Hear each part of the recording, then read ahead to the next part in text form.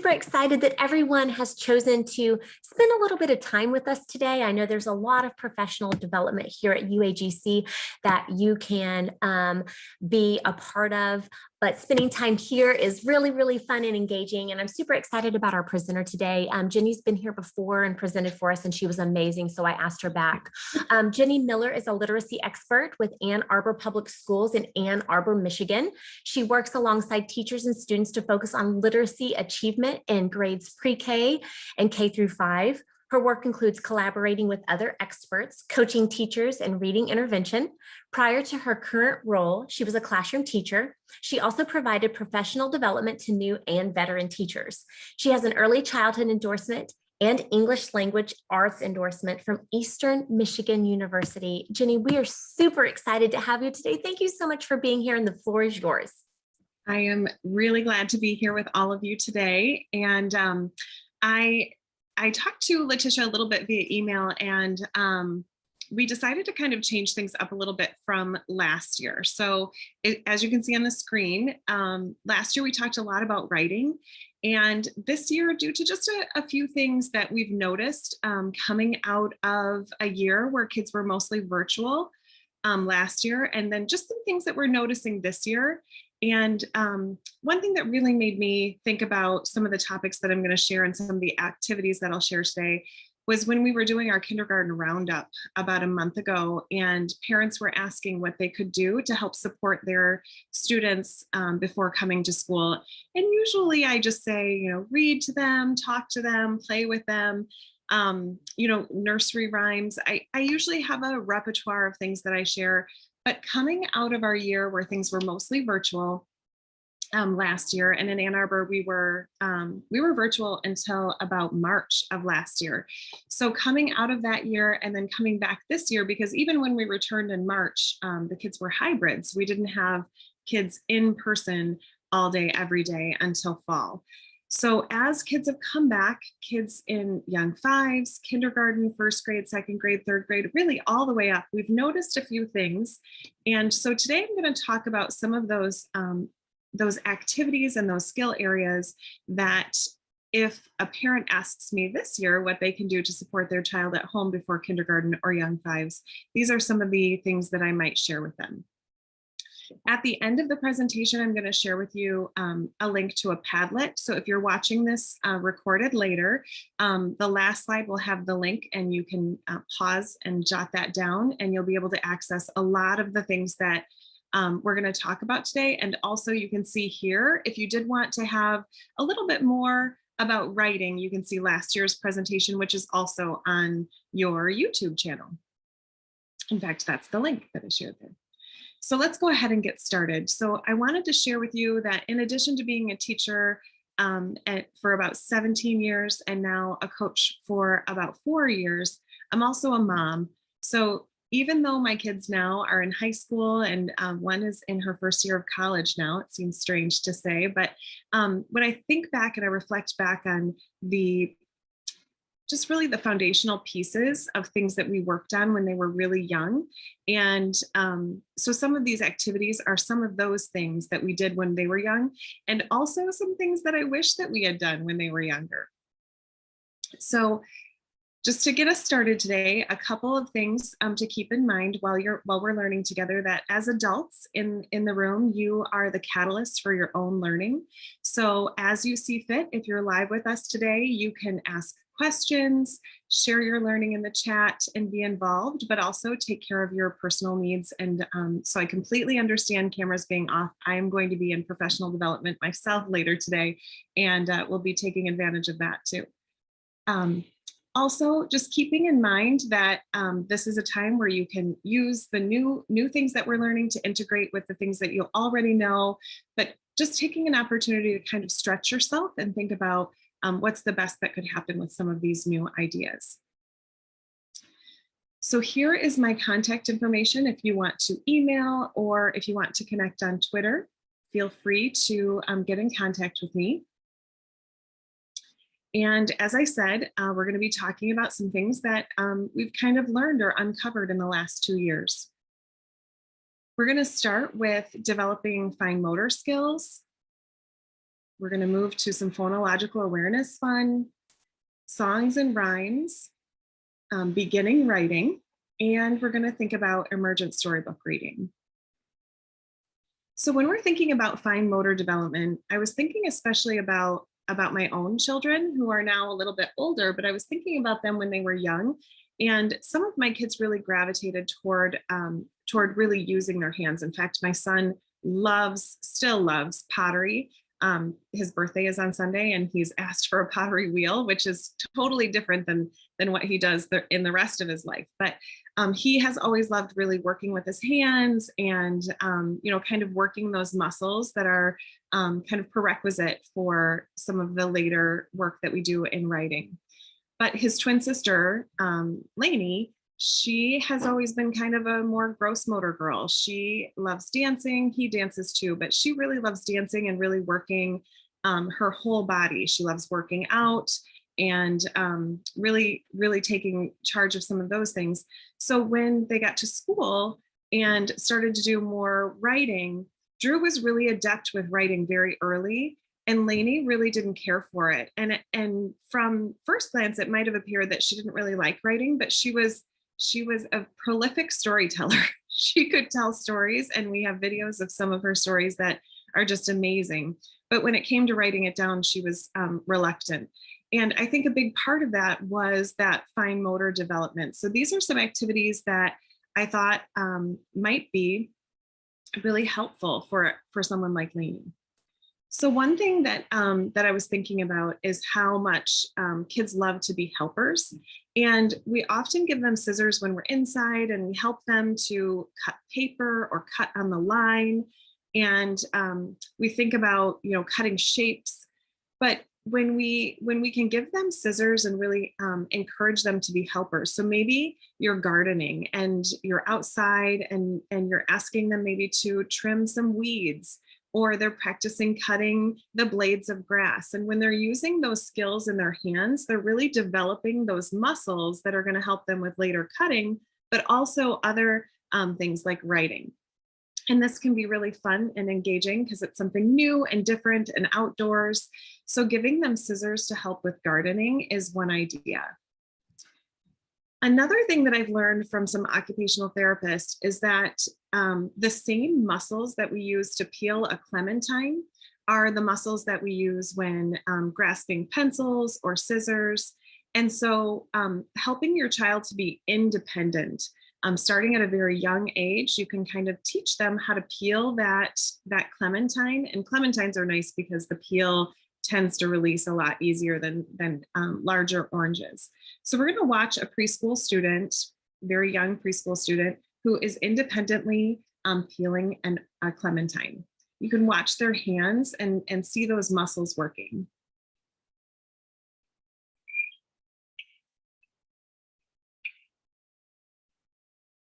You can see those tiny fingers really pulling and pinching.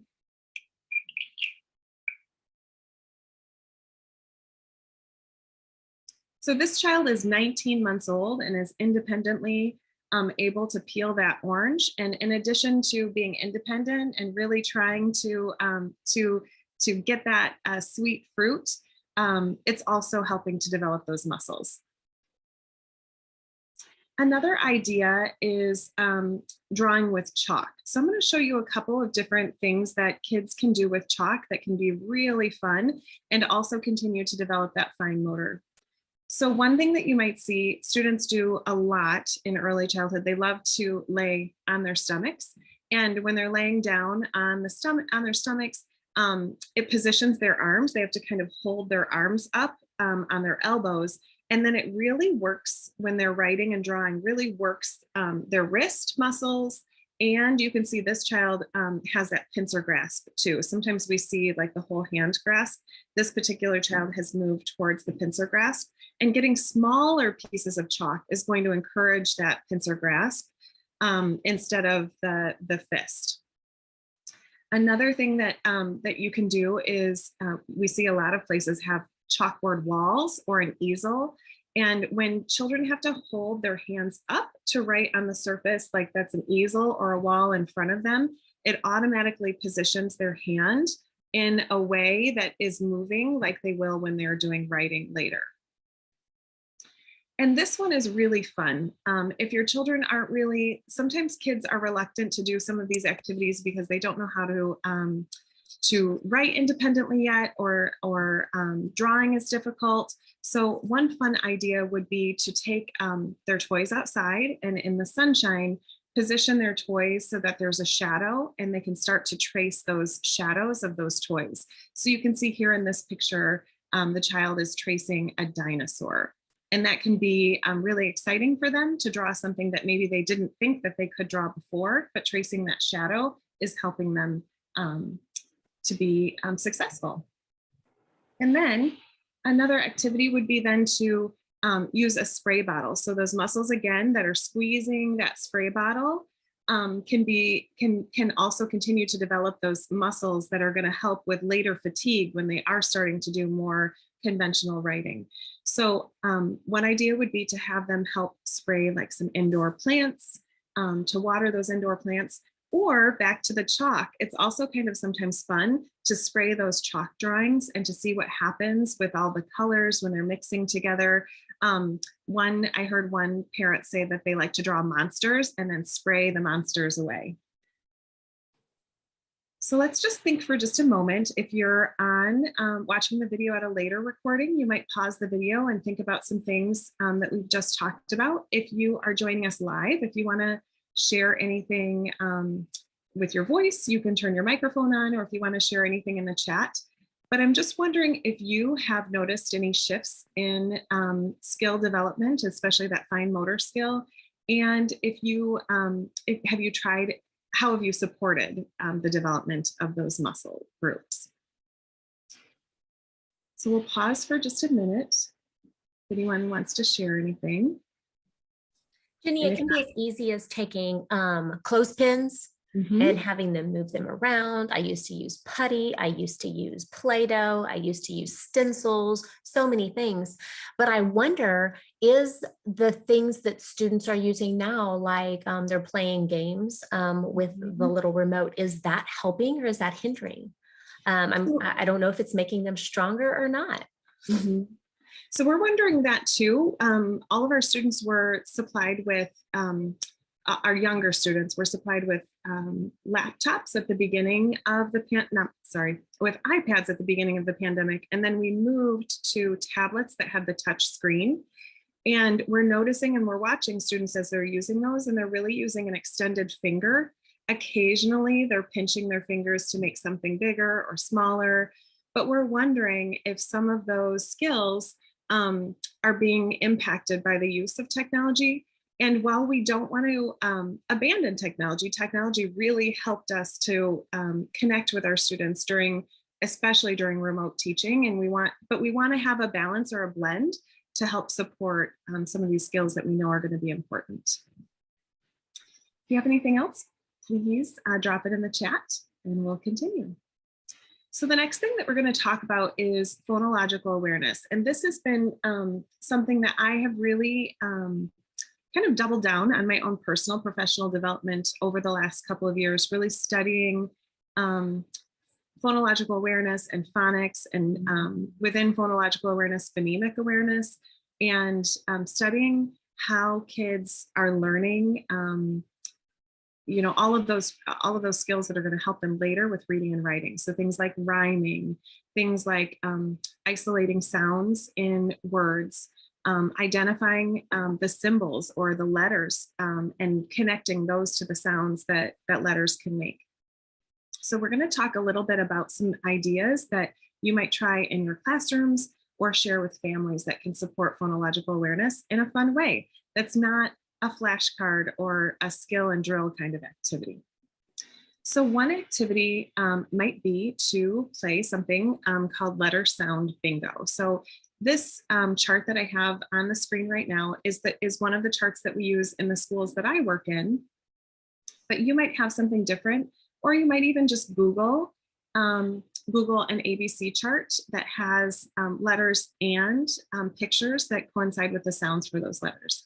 And I'm going to show you just a little bit with my document camera. Let's see, can you see that? I don't know, maybe it's just going to show up in my little square. We'll see if I can show it to you. So I have my, my ABC chart here, and we can do a couple of different things with this chart. So one of the things that we can do is we can work on letter identification. So I have a little one right now that I'm working with. She's in kindergarten.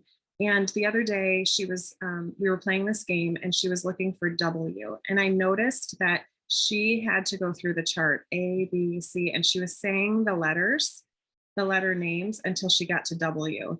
And so that right away was a clue to me that her letter identification is not strong enough for her to recognize it from even the ABC chart that we've been using for quite a while. I will say she is a student that I haven't worked with for very long, so we're just getting to know one another. So things like this are things that I'm noticing and I'm wondering about. So one thing that you might do with ABC Bingo is you might have a stack of letters. Like I have some letters that I just cut out. You might even make 2 copies of this chart, and then you could cut one up. And so one could be the cards that you're calling, and then your student could have this chart. So as you're drawing a letter, you might draw the letter and you might ask the student or your child to find the letter C. And so they'll look at the chart and they'll cover up the letter C, kind of like our regular bingo game. And to make this extra fun, sometimes we like to cover things up with sweet treats like M&Ms, or for a healthier idea, you might try like Cheerios or blueberries, but they can put some kind of marker in the spot to mark this letter. You could even give them the matching letter to cover up the letter if it fits. That would be helpful with letter ID, but to be working on letter sounds, instead of saying the letter name, you might say, can you find the letter that says K? And if the child says K, you might say, you're right. K does say K. Can you think of another letter that makes the K sound? And so then they'll find maybe the letter C. And if they're not able to remember the letter sounds, you might have them like look at the pictures. So is there a picture that starts with the K sound? And so then they'll cover that up as well. So letter sound bingo can be really fun. I like right now with the little one that I was talking about earlier, I like to use the letter chart because we're also trying to familiarize her to this chart so that we can use this chart later when she's blending and segmenting words. But to make it a little bit more difficult, you could just put it on a word table, and you could randomly put the letters in place, and you could use either uppercase or lowercase, or you could use a mix of uppercase and lowercase. And this is also really nice if you have more than one student playing, because if they use the ABC chart, then everybody is going to have the same letters covered up in the same places. But if you use this mixed array, then they'll have different places that they're covering. So letter sound bingo can be another really fun way of building phonemic awareness. So switching back here, let's take a look. So this is another really fun game that we played, and we played this a lot virtually, but I think this could be really fun in an early elementary classroom or at home. So one of the other things that we did is we would draw a letter. So I'll just draw another letter. Let's see if I can draw. So I drew, if you can see it, I drew the H. So I might say to a student, can you find something in the room or in your home that says the sound? And we might practice saying the sound. Depending on how much support they need, you might say a few words that begin with like hat or horse, and you might have them repeat those words so they can feel what it feels like to make that sound in their mouth. And then they can also hear that sound so they can go and find other objects. And when you're supporting them and finding those other objects, I have just a bag of toys that I've collected. These are toys that my kids had at their house. So they're anything from like Legos to American Girl doll mini toys. So like right here, I have a hair dryer. I think this was from an American Girl doll toy or something. So I might say hair dryer, horse. Does that match? And they might say, yes, yes, I hear that. I hear the sound. They don't have to necessarily say, I hear the H sound, because we really want them to hear the in the word. And H is one of those tricky letters. H doesn't really say the sound in its name. So it can be very tricky. So we really want to focus on that phonemic piece of what they're hearing instead of the letter name. You can make it more difficult as they get more skilled and start to work more with the sound symbol connection. So scavenger hunt. So then off they go and find things, and then they come back and they share the things that they found. I've done this in my classroom too, where I have kind of a pile of objects, and they, usually in my groups, I have 4 or 5 students. So it's not a traffic jam or a collision to have those kids all in the same pile looking for toys. But they really love to have toys added, and it really adds some joy to their learning. Moving forward, another thing that you can do is you might consider having kids label things in the spaces. And we've talked a lot about like reading the room. You might have heard that a lot of early elementary teachers will label things in their classrooms, and then kids can have like their pointers and walk around and read the things in the classroom. But oftentimes those labels are made by the adults, and then kids can go, they recognize the objects so they can read even when they're not conventionally reading yet.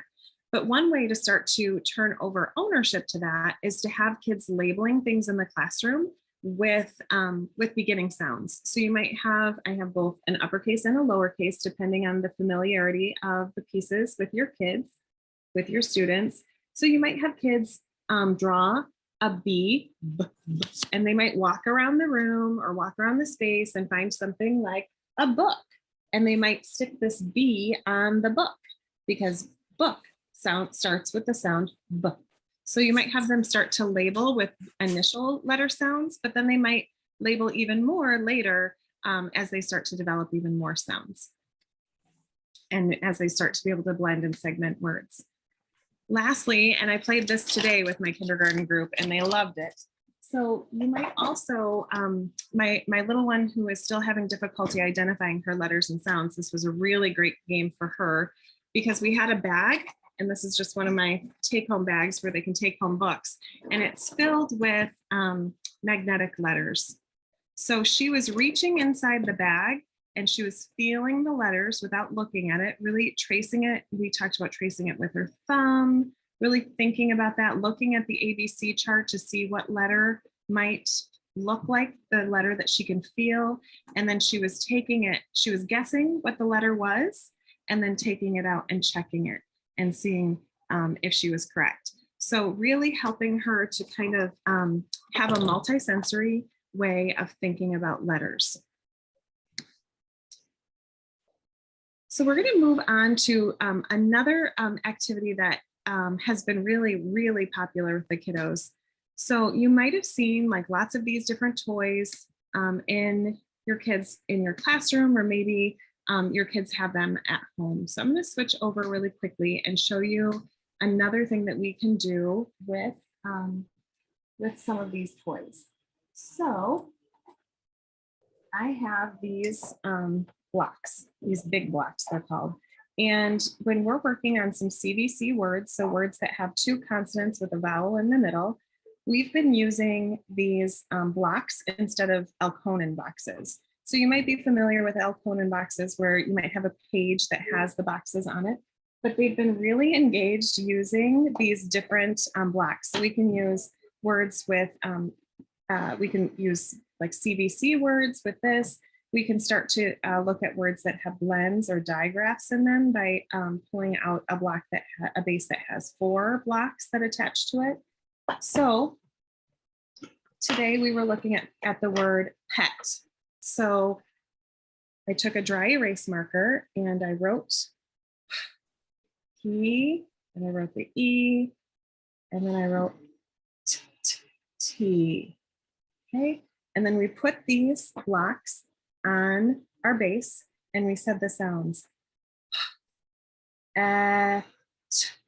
We put those together and then we drew the sounds below with a dot.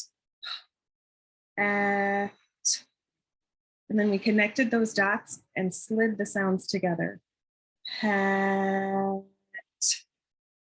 And then we said it faster, pet. And we decoded that word pet. One of the other things that I really love about these blocks is that they have 4 sides. So we could also change the middle sound to an I. It, hit. We could take this first block off or turn it around and add a s and change the word again. So just another fun way of incorporating a toy or something that kids enjoy. They also think it's really funny when I pull out the marker and start marking on the toys. So then I always show them that I'm using a special dry erase marker and it will wipe right off. So that's one thing. You might have also seen these are so popular. All the kids at school have these. So we have these poppets. Usually when I pull these out, the kids get really excited. So I usually set a timer for a minute and let them pop as much as they can or as much as they want for that minute. And then when the timer goes off, they know that we're coming back for learning. So I might, let me just pull out one of my other tools that I have. So I have these picture cards. So here's one, and it shows me that it shows me the picture. I usually even cover this up for them. So we stretch out the word bed. So we take our fingers, bed, bed. Then we tap with our fingers. So I might say ed. So now I have it on my fingers, ed. So I have all the sounds. And then we pop it, ed. And we might double check it again, ed. And then I might say, what's the middle sound in bed? Ed. And they can come back and find the middle sound that they've popped. They ask to do these poppets every day. They love to pull out the poppets. So I didn't even order fancy shapes. I just ordered circles and squares. They have like unicorns and other shapes, but they love when we pull these out. We can use these for compound words. We can use this for syllabication. We can use this for segmenting sounds in words too. So just another engaging way of adding to our learning. So another thing that we can do is take out like different sounds. So we were working on middle vowel sounds, the short vowel sounds in words. So we had, I'm just going to pull out a couple to give you an idea, but we had all the vowel sounds out with their corresponding picture for their short vowel sound. And we drew cards. And this one, like for example, is pig. So we stretched the word pig. We tapped it, egg. We popped it, egg. What's the middle sound in pig? Eh. So then we had all of the vowel sounds, all the vowel cards out, and pig got a cube for I. So we started to, as we picked up different cards and different sounds, we started to build towers for each of the letters. And it was really interesting because I had just an assortment of Unifix cubes out, and they started to make patterns too. They started to pick up the colors and make different kinds of patterns too, like, oh, we need a blue, we need a green. So we were even doing some math while we were doing this. But the really nice thing about this is a small group can be playing this, and there isn't a student winner, but the letter sound wins, whichever letter sound has the tallest tower at the end. And they really loved adding this bit of play to their work.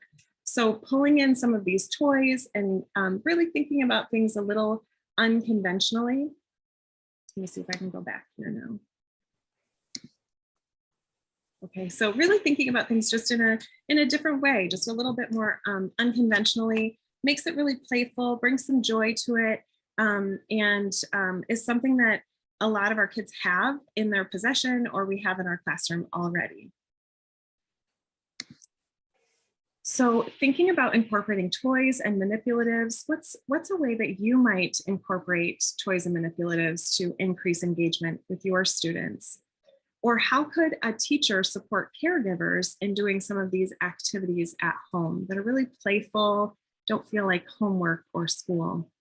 So if you have ideas, feel free to put any in the chat. If you're watching online, you can pause and reflect for a moment. We're going to move on because we are getting, we're taking a lot of time, so I don't want to miss any of these parts. So next up, we're going to be talking about songs and rhymes. And one of the things that I was thinking about is that last year when we were virtual, we did a lot of singing together. And we had a song, it was by the Lori Berkner Band. And it was a song that we sang each day when they logged onto Zoom. It was playing and we would sing together. And then when we came back to in-person school, it was something that was familiar. But the song, I'll sing a little bit, even though I'm reluctant to sing to all of you, but it was, when I woke up today, I shouted out, hooray. So throughout the song, there are some rhyming words. So we're really thinking about rhyme, we're thinking about rhythm, and all of those pieces can really help lay some of those foundational skills for our students. So some of our favorites last year, I think this was a favorite even maybe when I was a kid, but Raffi is still a favorite in kindergarten and preschool and even into first grade. The Lori Berkner Band I mentioned, and then maybe one that's new to you is Emily Arrow.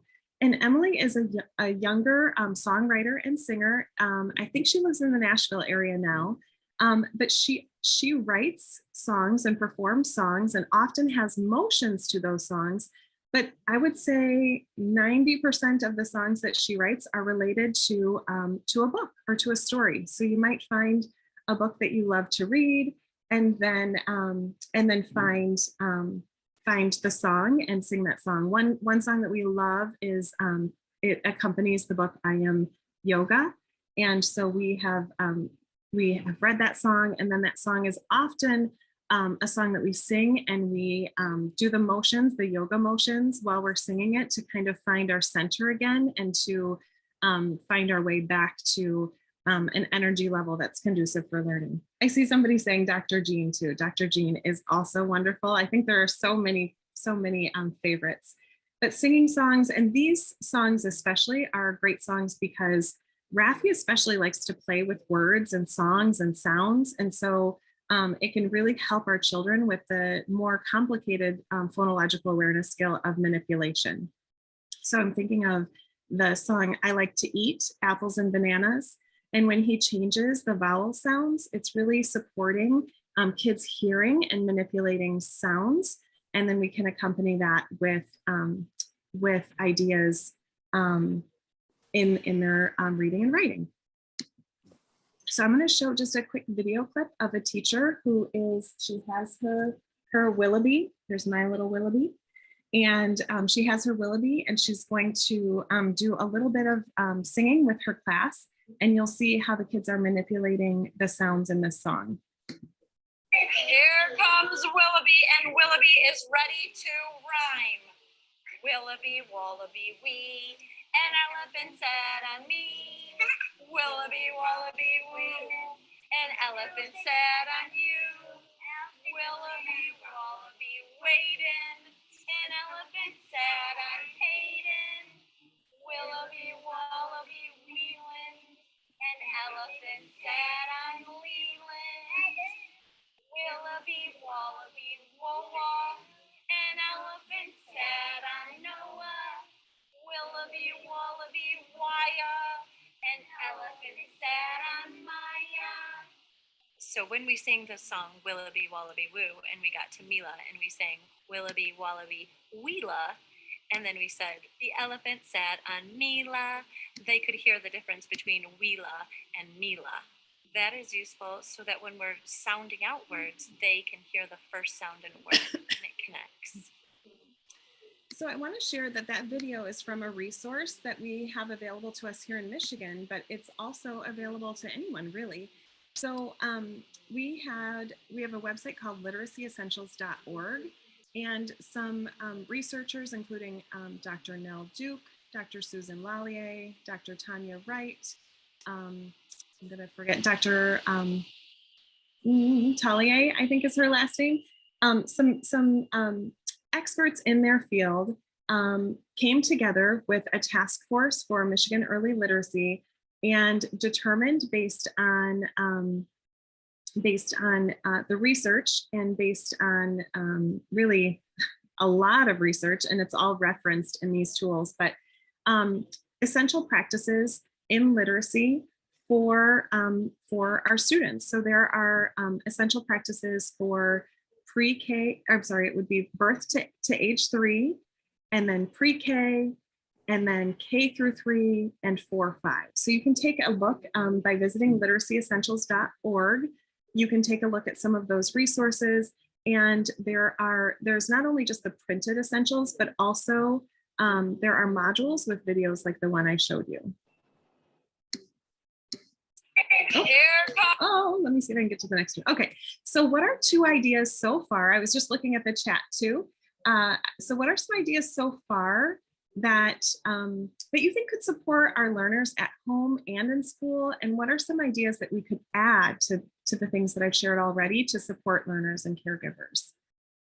So if you have some ideas, you can again add those to the chat. If anybody wants to unmute, feel free. I just was taking a minute too to kind of look at the chat, and I saw someone mention a label maker. My son Drew, that I mentioned already, when he was younger, was obsessed with the label maker, had his own label maker, and we had labels all over our house. I think it came from his dad, who like Dr. Simasek. Our husbands are both pilots, and I think that the checklist and all of the things that keep them safe when they're flying are connected to their love of label makers. So I also see, yes, modeling. I think one of the things that that I'm hearing about is that we really need to do more modeling, not just for as a coach, I need to model these things, not just tell about these things, but really model these things to teachers and to parents so that they can hear and see. Even just something simple as like not adding the sound, the schwa sound to the end of my letters, but modeling how I clip that sound. So instead of saying ba, I say b. So that is going to help later when kids are blending sounds. And manipulatives, I'm a big fan of play and joy. I've done a lot to study the work of Dr. Goldie Muhammad and her work around joy. And when I can infuse joy in the teaching that I'm doing, it brings me joy as much as it does to the students that we're working with. Thank you for those ideas. Okay, so now we're going to get into some beginning reading and writing, and I think we're going to have time to wrap this up on time. So I'm going to share some of these ideas. So I want to share that when we model our own drawing and writing, and we think aloud and we name the shapes that we are using, that can be really helpful to students as they're putting those shapes together, children, as they're putting those shapes together in their drawing. So I'm just going to show you really quickly on my Post-it note here. I'll try to make this bigger because I think you can just see it in a little square. So if I was drawing a person, I might say something like, oh, I'm going to draw my family. So I'm going to make a circle for the head.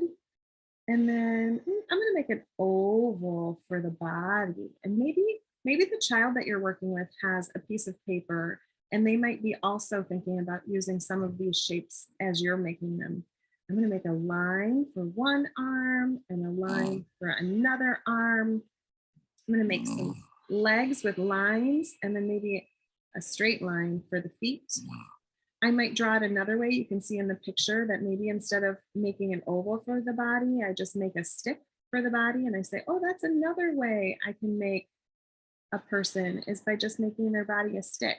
Or maybe I can use a triangle or a square for the body. So I'm naming those shapes and those parts so that kids can hear and think about how they might use those shapes that are familiar to them as they're drawing. And it makes it more accessible. And also those shapes and motions are the same shapes and motions that they're going to use to make many of their letters as they begin to write those letters. So giving them practice with those is important. Another thing is adding labels to creation. So here you can see a house, and a child was given some scrap paper and some tape, and they went ahead and they label. This particular child was a young child, 3 years old, and labeled with pictures. But we're going to watch a child who is starting to develop some awareness of letters and sounds as in the next video.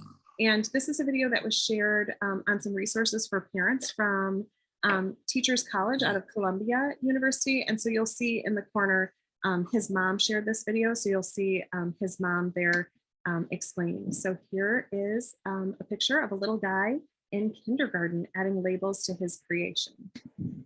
Business. What do you need? B. I don't know. A B, big line down. You can hear her saying the pathway for the letter, big line down, bump, bump. Okay. P. Go for cars. There's 3 words. Okay, we need to write 3 words. What's the first word? 4. Go. I have to read O. Go. I hear an O. Write it.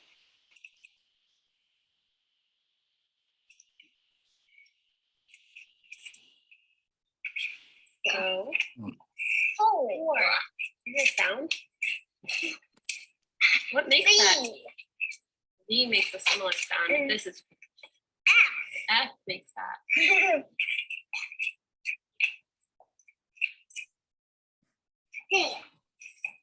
Go for cars. O. Cars. T. K makes. Car. There's another like cookie or Carter. C. C.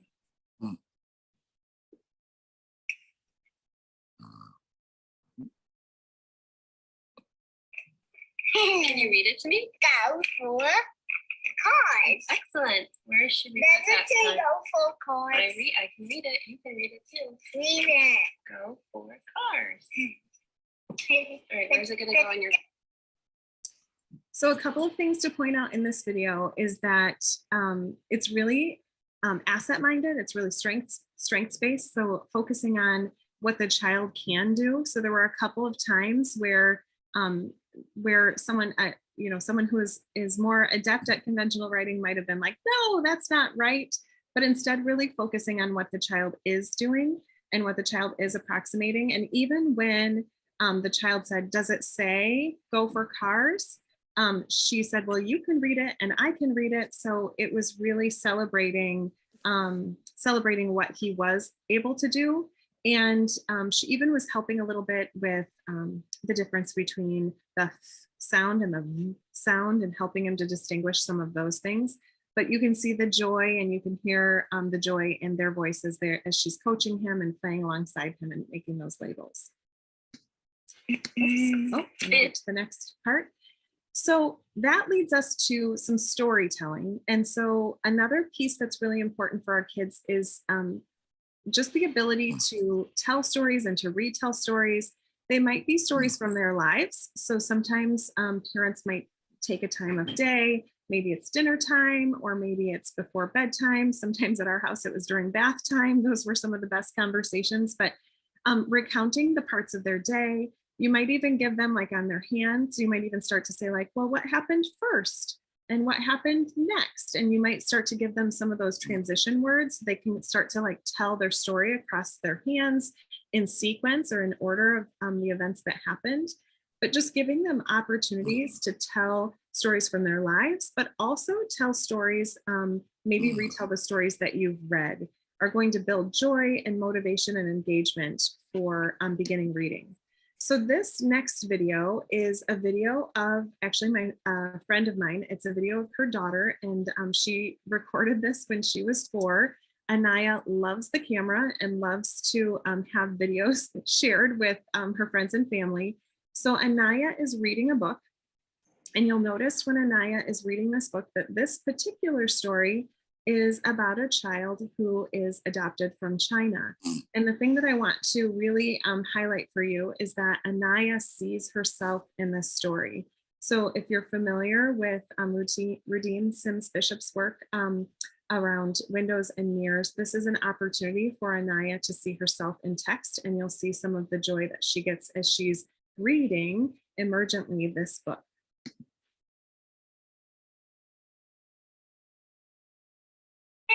Once upon a time, we're gonna read a book and like in the card Trading Cake. It's about me.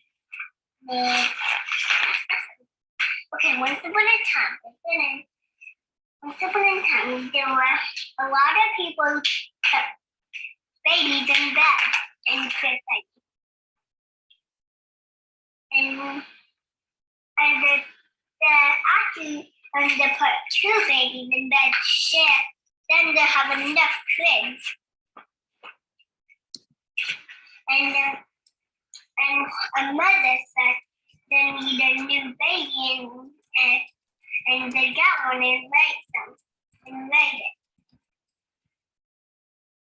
Then her dad then had put it in the mail, and the mail person got it, and see what it said. He said, "Someone needs a baby." And her started crying, and her sat her down and kissed her little hand and tucked her in bed. I put a silly hat on and took a picture. And we went back home.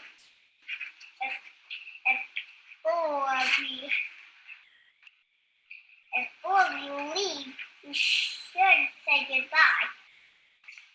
They put me in my room, and they played with all the toys and made a big mess.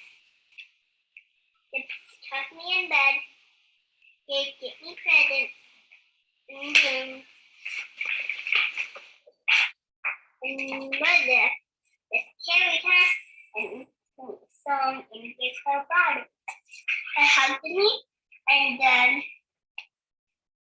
then her put her in bed, and they all went to bed.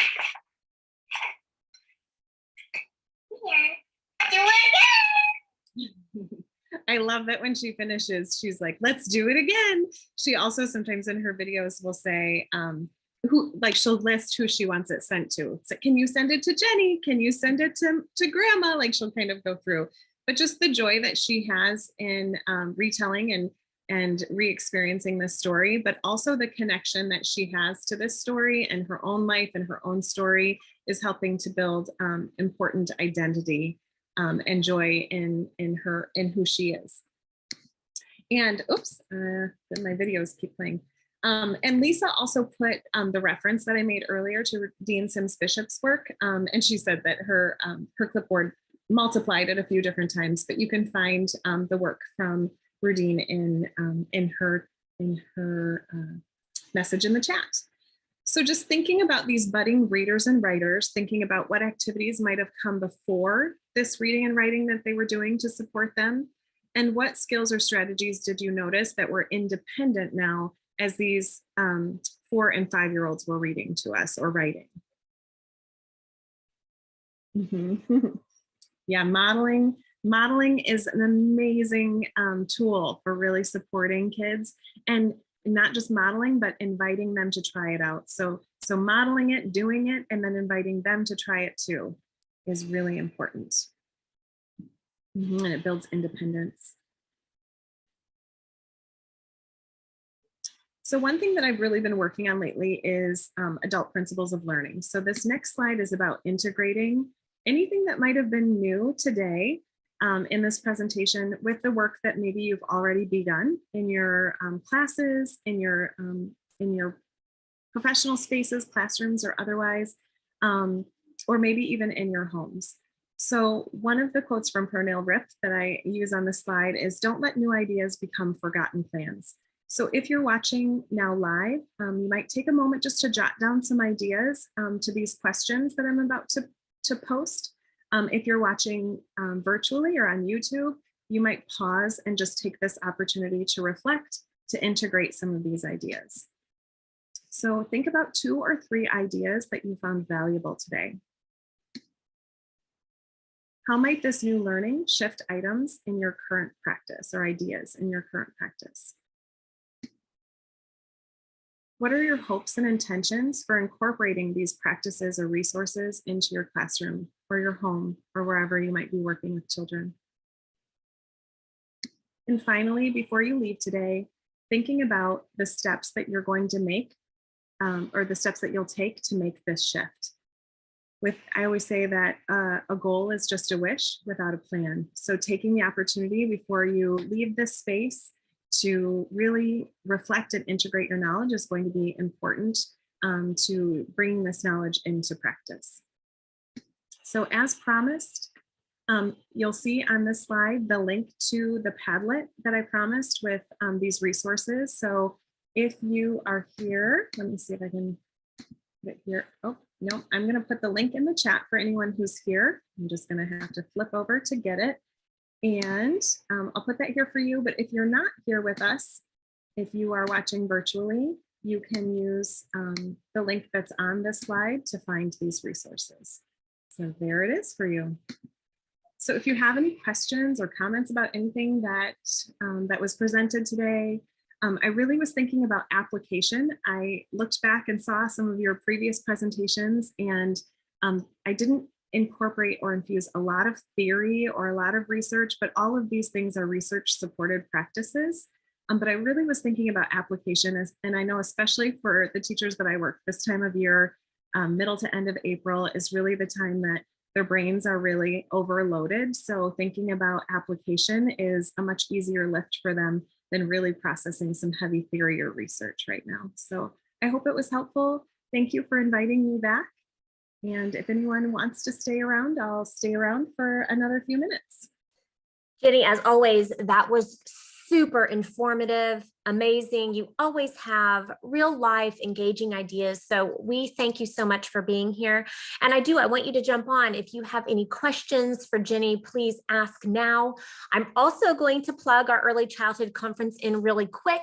It is June 7th, 8th, and 9th. We have 3 full days of amazing presenters, 3 opening keynotes. I'm going to share that in the chat so that you can go and look at the agenda so you can register, and also our early childhood podcast.